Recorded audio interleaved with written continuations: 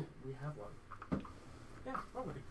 Okay. Built from scratch. Yeah, absolutely. Hi, we got a request on Discord about from Nuenka about the BPM controls, and so I'm just going to go over how we can create a set of BPM controls that we can then, if we have music playing in the space, let's say we're in a venue and we're listening to music playing, by hitting the button at the right moment and we sync and we start to lock onto the beat, we can have visuals in our space kind of correlate to that. And so for that, I'm just going to go File New here, just to we'll start fresh. And the first thing we're going to do is we're going to create BPM Controls. And so if we go over here on the left side to our toolbox, we're going to click on this tool entry here, the category called Live Tools. And at the bottom, you're going to see this thing called BPM Controls. And we're going to click on that. And after you do that, you're going to just click somewhere in the space, doesn't matter where, and it will create the BPM controls.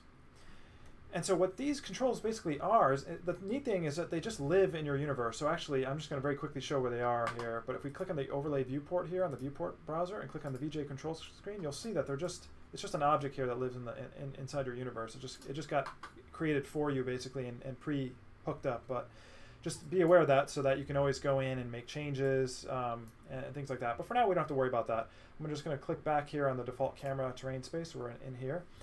So the way these controls basically work is if I hit play, they only work when you're in playtime. What you can do is you can tap the tap button to match the beat that you're listening to. And over time, it'll tell you to then, it'll basically say, okay, I'm taking over. And when it does, it takes over at the beat that you were tapping at. And in this case, I was tapping at 101 beats per minute. And so by clicking tap, we can kind of adjust that. And you're going to have to kind of do this. Unfortunately, it's hard to like match it perfectly. So there's going to be some drift that's going to happen a little bit. So you're going to find yourself having to re-tap the beat every once in a while, as well as hitting this resync button, which basically just snaps the current BPM that you have to the exact moment you click it. And so you can kind of resync it to a beat. But that's the main idea. And then times 2 divided by 2 just either multiplies the current BPM by 2 or divides it by 2. And so it lets us kind of keep everything synced, but yet operating at double or half speed accordingly. And then if we turn off auto, basically this means every time I hit tap, it will also emit an event that will cause things to happen in the space. And I'll get into that in a second. Okay, so I'm going to hit stop, and we're going to now create a very simple object that we're going to have correlate to our taps, basically our BPM. And so what I'm going to do is I'm going to go to the toolbox. I'm going to click on Entities at the top, and I'm going to click on Sphere at the bottom. And then I'm just going to drag a sphere into space. So what we're going to basically have it do is every single time the BPM hits, every single time our beat hits, we're going to have the sphere pulse. And to do that, we're going to make sure, double-click the sphere to view its properties. And one thing we're going to want to do is, if you click on the rigid body, right now the sphere is set to movable. So that means when we hit play, it'll roll around, and we don't want that. We just want to keep it fixed in space. So I'm just going to set movable to false here. So that means if we raise our sphere off the ground and hit play, it just kind of stays there, which is what we want, because we're going to basically affect its shape, and we don't want the shape being changed to affect the physics. It all gets kind of weird.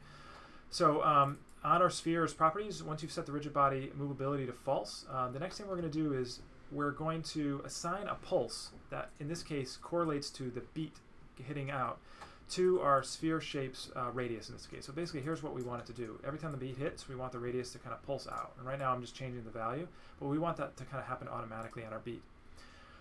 So to do this, the other thing we have to be aware of is when we created these BPM controls, also, if we look in our universe here, if we click on the universe at the top, you'll see that there's a pulse that's been added. It's called the BPM pulse. And it's this pulse that our controls are basically setting. So if we click on the pulse, you'll see that the pulse has a frequency value. This is getting basically set programmatically by our BPM controls. And so basically, as we are tapping our beat, and then we have our beat set, this frequency is being adjusted. You can actually demo that live. Like Yeah, the frequency will absolutely. shift. So if I hit play here and hit tap, tap, tap, tap, once it takes over, you'll see that the frequency is getting set to our BPM. Now in this case, our frequency is in seconds, basically, times per second. And so it's basically been divided to kind of work in the same frame. But basically, we can, as we re-tap it, we can kind of see it changing every time. And there it is. And so you can imagine that these BPM controls are basically setting this BPM pulse's frequency. So now all we have to do is assign this BPM pulse to an object, which in this case is going to, or to a property, which in this case is going to be our sphere's radius. So again, I'm going to double click on the sphere to view its properties, and then what I'm going to do is undock the universe of the browser to see our BPM pulse, and I'm just going to drag and drop this onto our radius. And when it does, it creates this attribute that will basically pulse this radius to our BPM. And if I tap at a different rate, like let's say I do it much faster, now it's going to pulse very fast. If I, let's say, divide this by 2, now it's slower, divide it by 2 again, it's even slower. And so that's one way we can kind of start to synchronize things in the space. So I'm going to hit stop here, and then the next thing I'm going to do is I'm going to make a copy of this sphere. I'm going to hold down Alt and click and drag this sphere. And maybe on this sphere, I want this to hit at every other beat. So I'm going to click on this sphere we just copied, and then I'm going to go and find, or double click on it, actually, it's just the easiest way to get to that, to the area we want to get to. And again, since we made a copy of it, it took with it all of the pulse information that we did by drag and dropping out to the first one. This one also has those same properties. But in this case, we're going to set the interval to 2. And so that means it's going to hit on every other beat. And so now when I hit play and I tap out a beat here, that one hits on every beat, and that one hits on every other beat. So now I'm going to hit stop, and I'm just going to make lots of copies of these in this space here. And maybe I'll separate these a little bit. Maybe I'll make some copies and rotate these a little bit strangely, and then maybe I'll take all of these, make some copies of these, and rotate these strangely. So now when we hit play, we'll have this funny tap out a beat. We get this kind of quirky, weird, like pulsy sphere thingy. So let me also explain to you now how the auto button works. So auto right now is tapping out the beat that we is setting the BPM automatically based on the thing that we tapped out. If I turn off auto, basically it's now up to us to tap the beat every beat, which is useful if you have a moment in the song that say that doesn't necessarily conform to the exact structure of the beat you tapped out. You can switch to kind of manual mode and tap it out yourself, and then you can switch back to auto and it will reuse whatever you tap it for. So that's the main idea behind BPM. We can really synchronize anything we want using that signal, that pulse. So for instance, the time of day is another example here. Let's say we want to synchronize this with the pulse. I'm just going to click on the sky, and then time of day, I'm just going to drag and drop this onto the time of day. And again, now our sun is kind of weirdly moving in the sky according to the beat.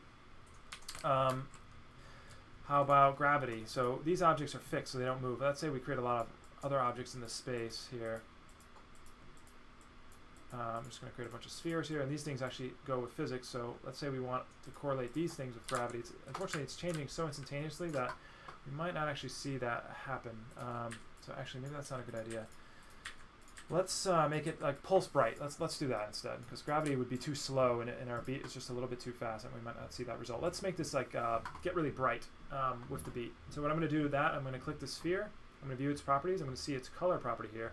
We're not going to drag and drop the signal directly onto the color because it doesn't know how to directly work with a color value, but what we're going to do is we're going to click this little button here at the right of color, and we're going to do this color components attribute, and what that does is it splits our color out to the hue, saturation, and brightness values, which are 3 separate, easily controllable values now. So you'll see that if I set the saturation to 1 and change the hue, we have a nice simple way of setting the color based on these like color fundamentals. But now what we can do is we can assign our signal to one of these values. And so I'm going to assign it to the brightness in this case. And when I type out a beat, it will now glow every single time the beat just hits. And if we want to crank up the amplitude of that glow, we can set this offset value here of those properties that live in the brightness, and then we can make it glow much brighter. So that's going to be much more visible, for instance, in the dark. So then I'm going to take this, make copies of this, and so now all those just kind of pulse to that beat. So this is an example of a very straightforward way of using BPM controls to kind of control this pulse, which then we can then apply to things really easily in the space. The other cool thing, just kind of parlaying off the tutorial we just gave about code, is that this pulse itself, if we click on the pulse and then we expand events, it emits an event every single time the pulse strikes. And so it's using this on pulse event that we can actually create script to get fired on our BPM. Do like a print statement. Yeah, so let's do a print statement. So I'm just going to click on pulse here, and that pauses. I'm going to hit stop actually first, and then I'm going to click on pulse, and then I'm just going to print hello every single time the pulse fires. And I'm going to hit play again. I'm going to re-tap out our beat, and you can see it's already emitting that hello pulse. And now every single time it fires, that little bit of script is getting called on pulse here, which is causing hello to fire. Now you also see that there's a lot of script that was already inside this pulse. This was added when we created the BPM controls, so you don't have to worry too much about this, though it could be useful to dig in and see what's going on, but for now you can just ignore this and you can just implement your own on-pulse statement. So that's another way to kind of think about BPM is thinking of it as controlling stuff in the space via script as well. I'll show you even another really straightforward thing here is if we create an emitter, like a particle emitter here, we can have the particles emit every single time our BPM pulse strikes. So I'm just going to hit the particle emitter, then I'm going to go here and I'm going to find the pulse, the continuous pulse. Right now it's set to constant pulse, so it just emits constantly every frame. We're going to replace that with the pulse that we have in our universe that's synced to our BPM. So I'm just going to drag that right on top of there, and now every single time the beat hits, it will emit a particle. And you can kind of see them. It's very bright right now, so you can't see them too well, but I will crank up the brightness here. You can put a bunch in. Yep, and if we take a bunch in or burst them every single time actually. Now every single time it strikes, it will emit that that burst. So if I switch to auto mode here, every single time I hit tap on this will burst out those things, and we can make copies of these and see all sorts of fun stuff happening with the beat. So here, this is some examples of some of the things that we can kind of do on a BPM pulse. Can you demonstrate the way to do it maybe every other beat? Sure. So I showed that on the spheres here using that interval. Yeah. So yeah. So when we do, yep. Let me actually turn these off here. I will highlight that again, yeah, because that's super useful. So on these spheres, you'll notice that some hit on every beat and some hit on every other beat. And basically what we did for that is, again, when we drag and drop the pulse onto the sphere's radius here, this property is imbued with these additional properties, and I just went in and set the interval for one of these to be 2, and the other one to be is 1 by default. So 2 means 2. Every other beat, and 1, which is the default, is on every beat. And so if we do on 4, for instance, on this one, now it's on every 4th beat it hits. So yeah, by playing around with that, you can, and then also make sure you play around with the offset. That means how much it's pulsed by, which in this case is the radius. And you can also play around. That means the actual radius. That one makes it actually bigger there. Yep. And then attack and release allows you to control the animation. So this now has a different kind of a pulse. For instance, it pulses like that. You can really play around with some of these. That one does that every time. That one does that, which is kind of cool. You can control the time, the beat pulse time. That's the amount of time it takes for it to animate. So this is the curve. The attack curve means the way that it ramps up to the value, which is the offset value of how quickly it gets up there, and what kind of when the pulse hits. Yeah. When the pulse hits.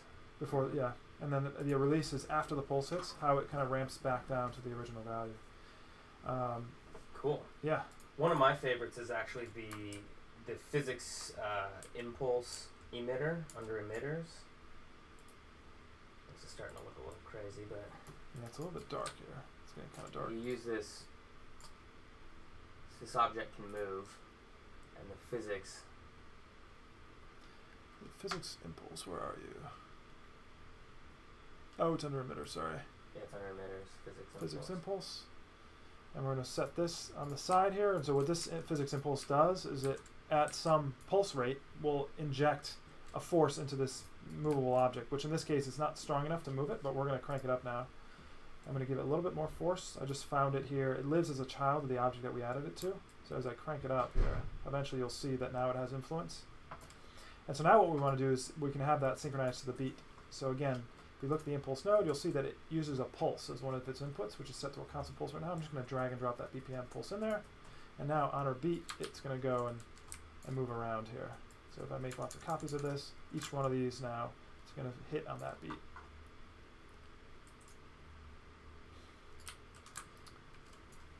So that is a little intro here. We appreciate. What about the audio reactivity? Yeah. Yeah. So the audio pulse. So that's the BPM, and then audio reactive. We have to bring in. Yeah, audio. Yeah, bring in like a little audio clip. Okay, I'm going to file new this, and we're going to introduce a different way of synchronizing. Instead of using these BPM controls, which we're just going to tap at some rate, instead we're going to base it on some input audio that we're going to import in. And so for this, I'm just going to import in an audio clip here by, let's see here. This is by a YouTube artist, and I will find it here. Where do I have it stored? Desktop, projects, symmetry, time it, club. So this was used in the VR Awkward Dancer, which is a featured, you'll be able to find, I'll show you guys where to find it. If you have VR, it's a fun one to play with. It's called Awkward Dancer VR, and we're just going to use this song to show you how to synchronize things to that beat. And if you guys have a chance, play around with it. It's a lot of fun. So what we're going to do is, I just imported this audio track. Actually, we're going to use a different way to import this audio track. Instead of importing it the way I just showed you here, what I'm going to do is hit this little plus button here at the bottom right-hand corner of the timeline, and you'll see this option called Import Background Music Track. And what this does is it imports the music so that it's at 100% volume in stereo. If we were to drag and drop, for instance, the audio into the space, it would come from that location, so it would, it would have locality, it would have spatialness to it, and we don't want that. We just want to hear the music coming out of the speakers perfectly. And so you should be able to hear this.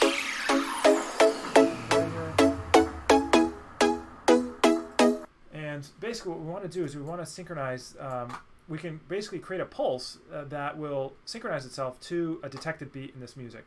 And so again, I'm just going to use our spheres, or kind of simple example here. I created the sphere, I went to the rigid body, I set it to movable to false so it doesn't roll around.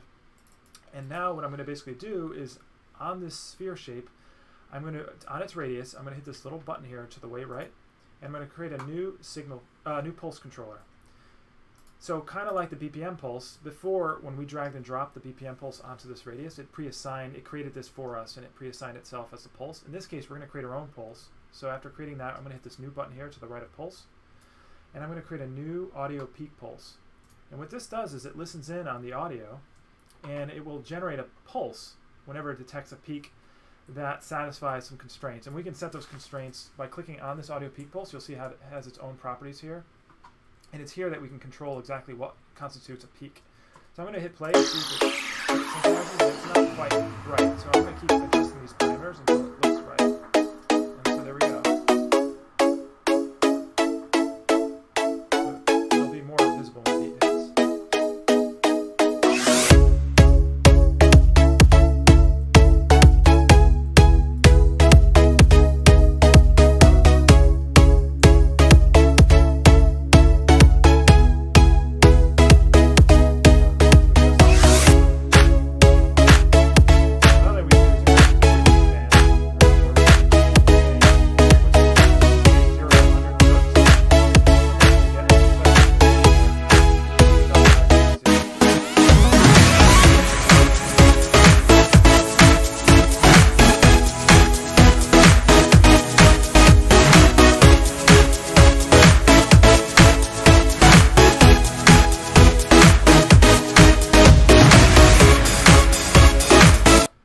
So that's an example of an audio peak pulse, a different way to synchronize something, in this case based on an audio input signal. And there are other ways you can also use audio to kind of modulate things. In this case we're using a pulse, but there's also signals, and you can create signals from that as well. I think that'll wrap up this tutorial, but we appreciated the feedback, and we're more than happy to live jam with you guys. If you have ideas and things you want to see, we can definitely show it to you live. And then these are archived, so this will be available for reference at any moment, at any time through our YouTube channel. Thanks for listening.